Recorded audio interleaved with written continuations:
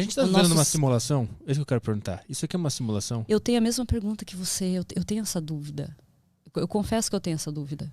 Quanto mais tu descobre essas coisas misteriosas da existência, começa a dar mais dúvidas sobre o que é tudo isso. Muita. E vai ser muito difícil bater um martelo. Não importa se vai ser daqui a 100 anos ou daqui a 10 mil anos. Vai ser muito difícil bater um martelo. Porque o que acontece? Tudo é uma simulação. Isso aqui que a gente está vivendo, de qualquer forma, é uma simulação. Se eu te disser que você não está tocando o teu microfone, na verdade. Você é um conjunto de átomos. O microfone também. Os átomos não se encostam entre si. Então, na verdade, os átomos relacionados à pele da sua mão, eles têm uma relação de frequência diferente dos átomos da superfície do microfone. Então, quando eles se aproximam, eles tendem a tentar se repelir. E nisso, você, na verdade, é como se você tivesse um átomo do microfone, um átomo da tua mão, um átomo do microfone. E você está só suspendendo. Então, você se mistura ao microfone para poder segurar ele. Mas por que tu conclui que a gente está numa simulação por causa dessa informação aí? Porque a gente não sabe até onde a realidade vai. Você não tem como definir o que é realidade. O que você define como é a realidade? O que você está vendo?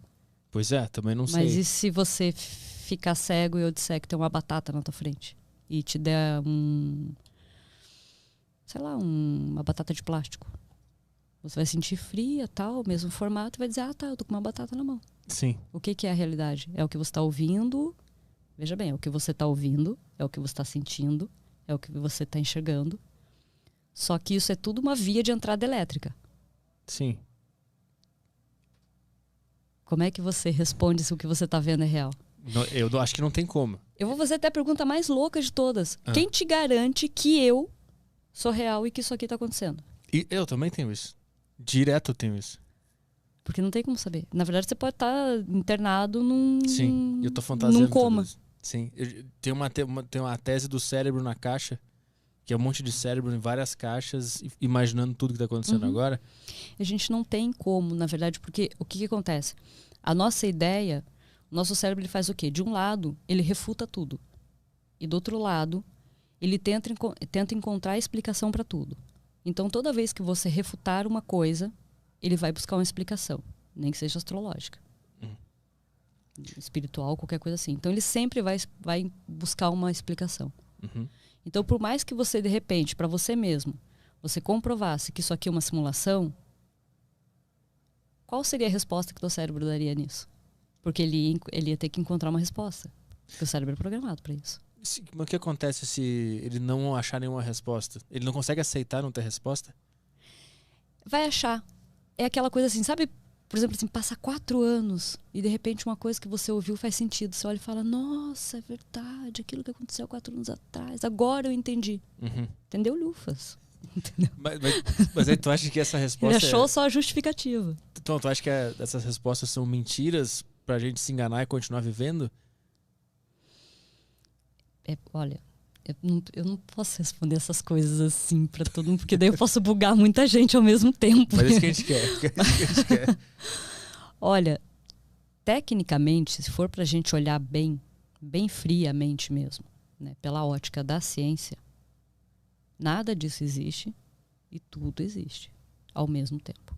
Só que o nosso cérebro ele não consegue entender que nada existe e tudo existe. Então, por exemplo, vamos pegar o aspecto Deus. Tô falando, mas assim, não quer dizer que eu sou bem religiosa, tá? Então, assim, eu acredito em Deus. Só vou dar como exemplo para você poder entender. Você pega, por exemplo, Deus. A gente sempre coloca Deus como uma figura, né? Um indivíduo. É um indivíduo, é um criador. Agora, por que Deus não pode ser tudo? Incluindo essa cortina. Mas ele é? Tudo. Sim. Absolutamente tudo. Inclusive nós. Inclusive nós. E para muitas pessoas é difícil olhar e dizer assim, tudo é Deus. Porque se tudo é Deus e você pode tacar fogo nessa cortina, então nada importa? Tu acha que acreditar que tudo é Deus diminui o nosso senso de importância? Não, é que a gente sempre tem que tomar cuidado com os bugs que a gente vai criar no nosso cérebro.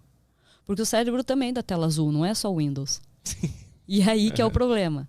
Porque assim, dependendo da história de vida que você tem e da cultura familiar, muitas vezes o que pode ser uma verdade que poderia ser libertador, pode ser muito ruim. Porque daí vai entrar em questões que estão lá armazenadas no teu subconsciente. Então tem algumas perguntas que elas têm respostas, mas essas respostas não são dadas propositalmente. Porque não se pode ter resposta.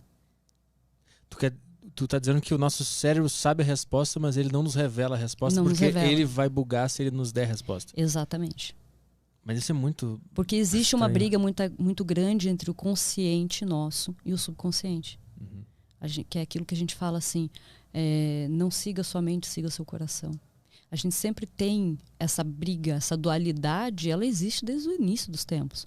Ela não é só uma briga hoje política entre esquerda e direita. A gente sempre teve o branco e o preto, o sim e o não, o claro e o escuro, o bem e o mal.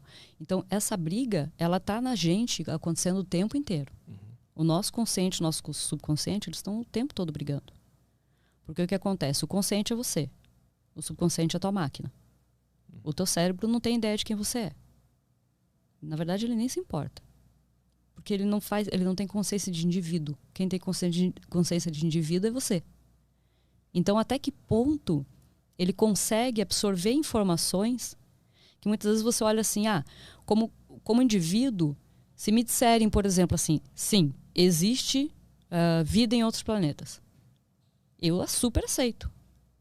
Você aceita. O teu cérebro pode não aceitar. Sim. E é ali que é o problema. Por isso que o ignorante ele é mais feliz. Porque quanto mais você vai aprendendo, quanto mais você vai se aprofundando, mais você vai percebendo que as coisas estão indo muito mais além do que até você que está se aprofundando muito consegue entender. Porque é muito fora. E é muito difícil. Quando você pega, por exemplo, todo mundo que estuda neuroengenharia tem um entendimento do cérebro num nível mais profundo. Até a gente, se a gente para e não dá uma respirada, e, sei lá, não faz um mantra, não ora, não vai fazer uma trilha, alguma coisa assim, pira. Porque tem uma noção de que o quanto é muito jogo elétrico acontecendo e muita decisão sendo tomada que não é pelo indivíduo, e sim pelo subconsciente dele. Oi gente, aqui é a Valéria, e se você gostou desse corte, se inscreve aqui no canal, deixe seu comentário, o seu like que é muito importante, compartilhe que eu trarei cada vez mais conteúdos para você. E muito obrigada!